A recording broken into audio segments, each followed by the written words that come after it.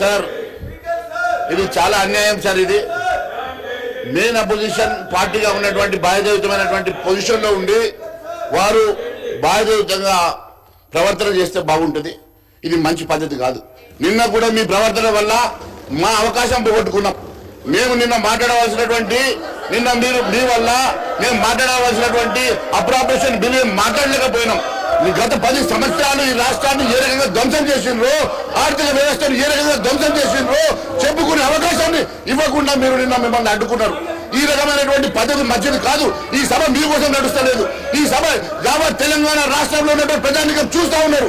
యావత్ తెలంగాణ ప్రజలు మన వైపు చూస్తా ఉన్నారు. ఈ రోజు ప్రజలందరూ కూడా చూస్తున్న సమయంలో ఈ రోజు మరి అమూల్యమైనటువంటి సమయాన్ని ఈ రకంగా వృధా చేయడం మంచిది కాదు. దీన్ని నేను ఈ రోజు పూర్తిగా ఖండిస్తా ఉన్నాం. ప్రతిపక్ష పాత్ర మీరు పోషిస్తే బాగుంటుంది. ఇది మంచి పద్ధతి కాదు. మేము మాట్లాడేటువంటి అవకాశాలు మాకు రావాలా. మేము ఈ రోజు ఈ సభకు వచ్చాం.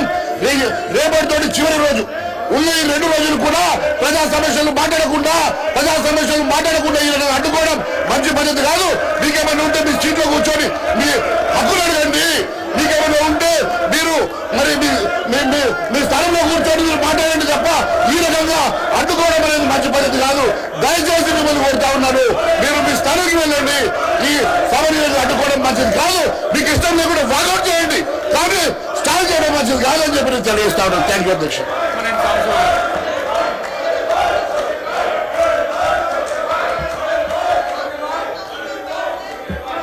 అధ్యక్ష